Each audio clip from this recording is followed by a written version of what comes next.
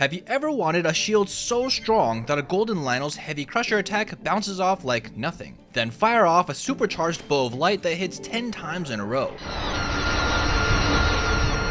Then finish off with a Master Sword that's 3 times as powerful as a normal Master Sword. Well, this is now a reality, and no, this is not a mod. This can be done on any Nintendo Switch. So today, I'll teach you the simplest way to pull this off yourself, and more importantly, why this works, because the technical magic behind this is absurd. If you enjoy these types of tutorials and explainers, let us know with a like. We enjoy showing why stuff works, not just how to do it.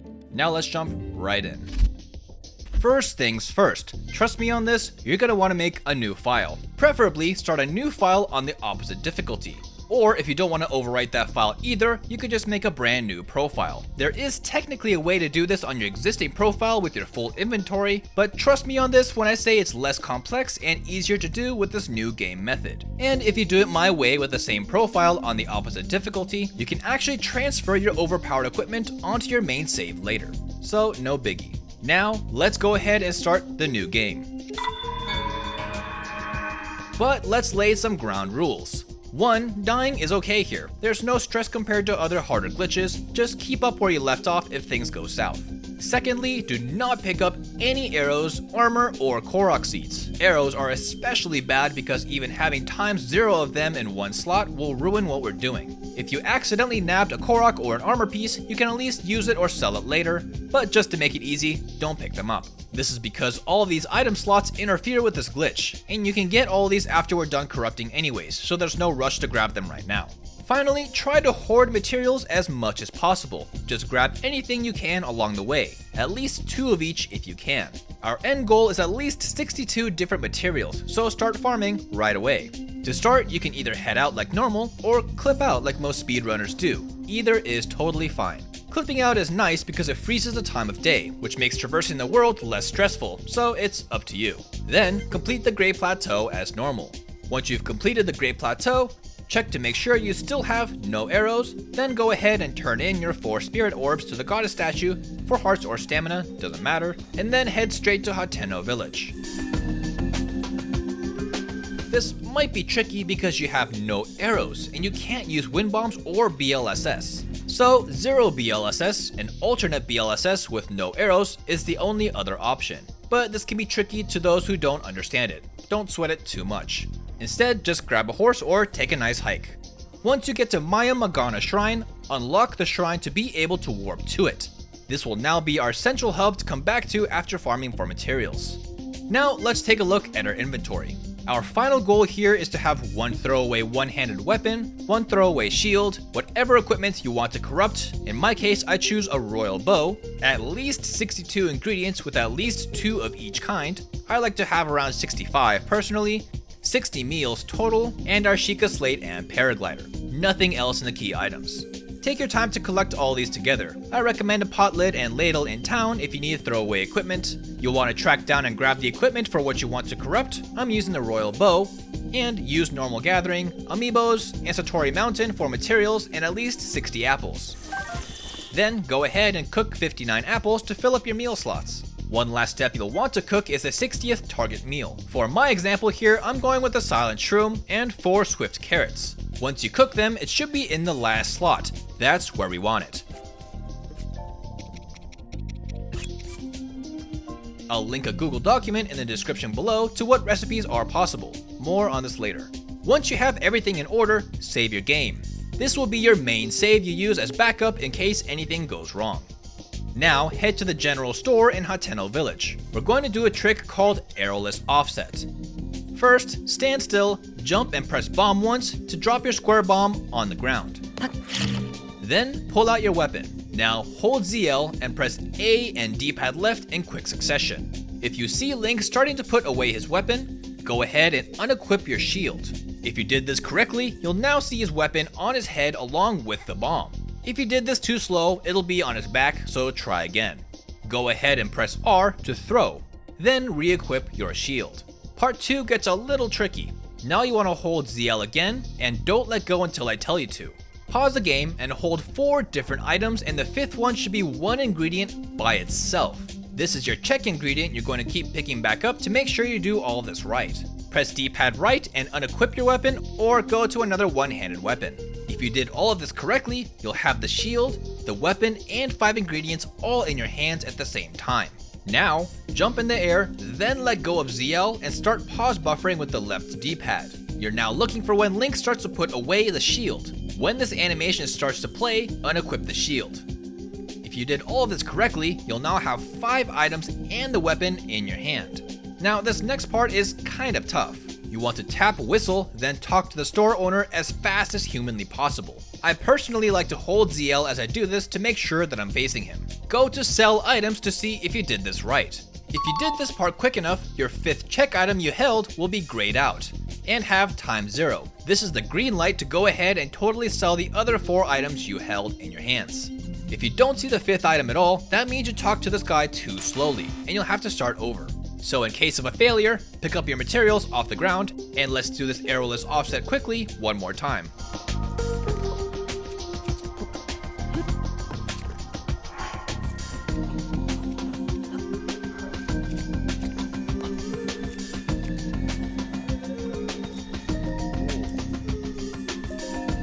Each complete item you sell with this glitch creates 1 offset slot. The goal here is to create 62 offset slots. This is to cover all 60 meals and 2 key items in our menu. So with this method, you'll have to do an average of 16 times to reach 62. Make absolutely sure you keep track of each sale, as doing this for a while can cause you to easily lose track. Once you're sure you have offset 62 slots, you're finally ready to perform the fun part, the weapon modifier corruption. First, let's clean up the menu. You now want to drop every material you have left. Don't keep any of them on you now. You'll also want to drop any equipment between your first meal and your target equipment. In this case, it's my royal bow. Since my pot lid is between it and the meals, I'll just have to toss it on the ground. Make sure your target recipe is still the last meal, and we're ready to go. Go ahead and get an autosave. Often, going back up to Maya Magana Shrine does this for you, but you may have to run around for a while to get one. This will save the inventory as it looks right now in the autosave. Now, go ahead and reload the autosave you just created. And there you go. Upon arrival, you can now meet your new powerful bow. To prevent further offset issues, I suggest getting another autosave and closing the game entirely. This will clear the glitch and keep this weapon scot-free.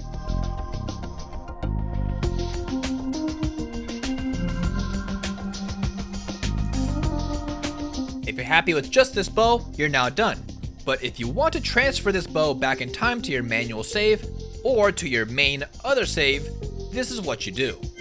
Eat all of your meals, rummage around for 3 materials to create 3 offset slots,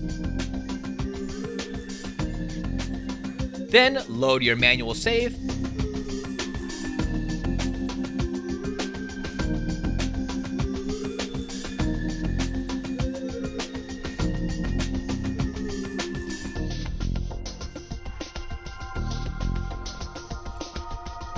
or return the title and load your main save. If it is going to your main file, just make sure that you have the room for it.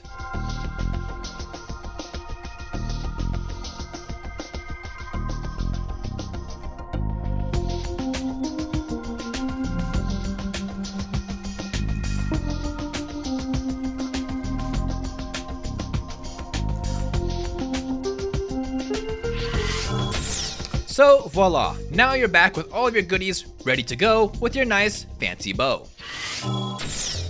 Okay, so you went through all of this red tape to get this awesome weapon, but how did this even happen? Why did the offset slots, 60 meals, and weapon placement even matter?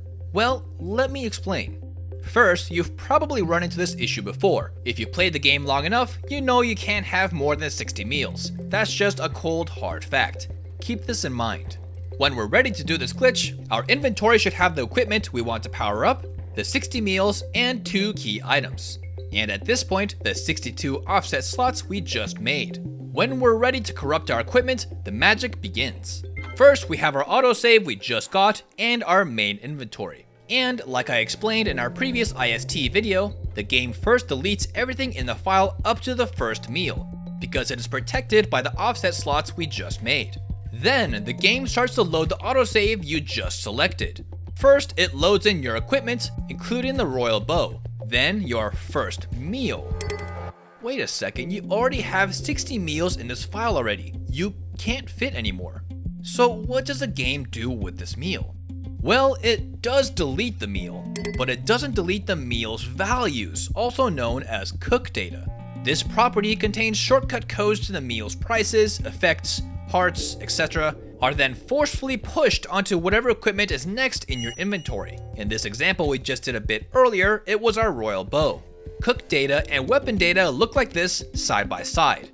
See how these two line up over each other? This is the value of heart recovery of a meal, which is called stamina recover X, translating over to M add value, the additional power of the said weapon. The more hearts it heals, the stronger the power. And in this line of set cook effect 1 is your rupee selling price, which is then pushed onto M add type, the type of modifier your weapon has. This is super important, and I'll explain why in a second. This will now continue to do this over and over 60 times until the last meal is added, the one we specifically cooked for this, the steamed mushrooms. Now this is permanently written over your weapon, making the zooming multi-shot royal bow. Finally, the Sheikah Slate and Paraglider are loaded in last, but are overwritten because they can't duplicate.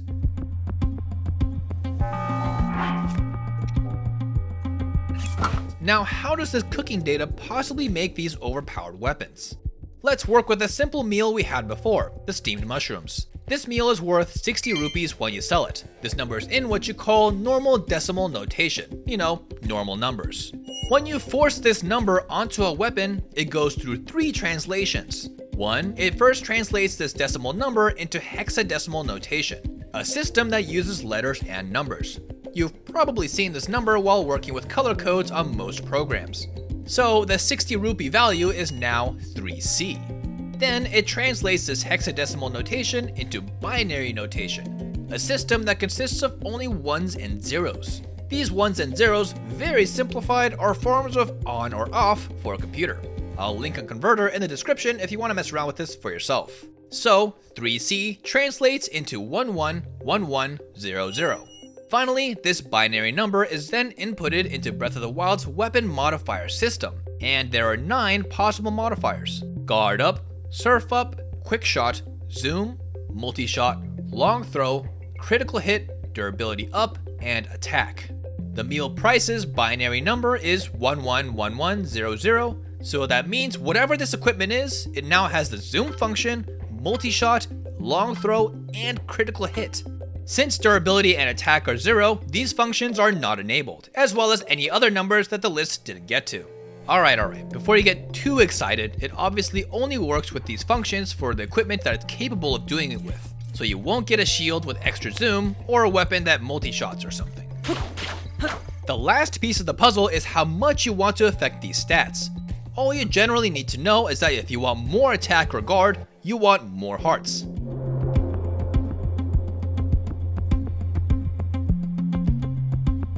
For surfing friction, the less hearts make it more slippery, all the way down to 0 heart meals to make it almost a non-stop surfing shield.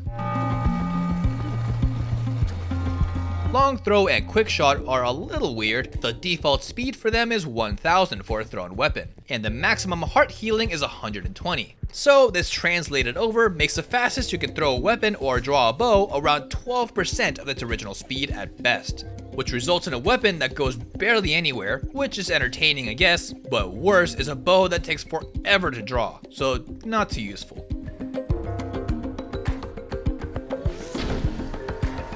Finally, multi-shot and zoom are pretty straightforward. There's no modifier that changes them. But 2 weird rules apply. Zoom will turn your 10-shot wide bow into a 10-shot linear bow. Because multi-shot zooming bows don't technically exist, it turns your bow into a 10-shot nuke and absolutely demolishes enemies. And all multi-shot bows are all 10-shot, except for naturally quick shooting bows, which shoot so fast that not all 10 arrows have time to release, so it unfortunately shorts you a couple arrows.